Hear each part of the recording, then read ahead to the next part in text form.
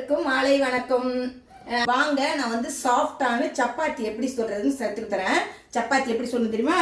இந்த பாருங்க, இதை மாதிரி கோதுமை மாவு எடுத்து இதை மாதிரி போட்டுக்குங்க. இந்த பாருங்க, அப்புறம் சால்ட்டு, தேவையான அளவுக்கு சால்ட்டு போட்டுக்குங்க. கொஞ்சோண்டு அம்மா வந்து 1 டீஸ்பூன் அளவுக்கு எண்ணெய் ஊற்றுறேன். உங்கள்கிட்ட என்ன எண்ணெய் சமையலுக்கு யூஸ் பண்ணீங்களோ அதை ஊற்றிக்குங்க. இதை வந்து கொஞ்சம் கலந்துக்குங்க. இப்படி கலந்துட்டு இப்போ என்ன பண்ணுறீங்கன்னா, அம்மா வந்து சூடான தண்ணி கொஞ்சம் நம்ம குடிக்கிற சூடாக வச்சுருக்கிறேன். சுட தண்ணி ஊற்றி தான் அம்மா பேசிவேன். தேவையான தண்ணி ஊற்றி அம்மா இந்த மாதிரி பெசிஞ்சிக்கங்க. ரொம்ப தண்ணி ஊற்றிடாதீங்க, பார்த்து பேசிங்க. நான் சொன்னேன்ல, மாவு பாருங்க, இப்படி மாதிரி பெசிஞ்சிக்கணும். ரொம்ப தண்ணியாகவும் இருக்கக்கூடாது, தடியாகவும் இருக்கக்கூடாது.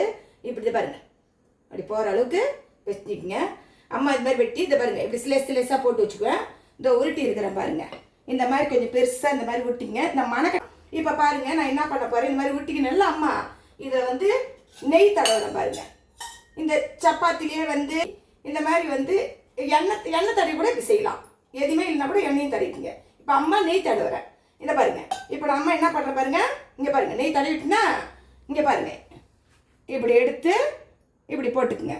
இந்த ஒரு பக்கமும் நெய் தடவிக்குங்க.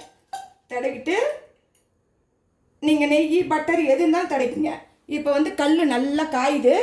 எண்ணெய் ஊற்றக்கூடாது, இப்படி எடுத்து போட்டுக்குங்க. தீயை அதிகமாக வச்சுக்கோங்க.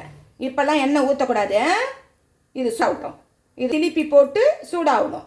இப்போ இந்த பக்கம் சூடாகிடுச்சுன்னா இந்த பக்கம் சூடாகணும், அப்புறம் தான் எண்ணெய் ஊற்றணும். ஒரு பக்கம் இன்னொரு பக்கம் போடுங்க. இப்போ தான் வந்து சூடானோடனே இது மேலே எண்ணெய் ஊற்றணும். இந்த கிளம்புது பாருங்கள், பந்து மாதிரி கிளம்புதுங்களா பாருங்க. சாஃப்டாக பந்து மாதிரி கிளம்பி இருக்கிறாரு பாருங்க.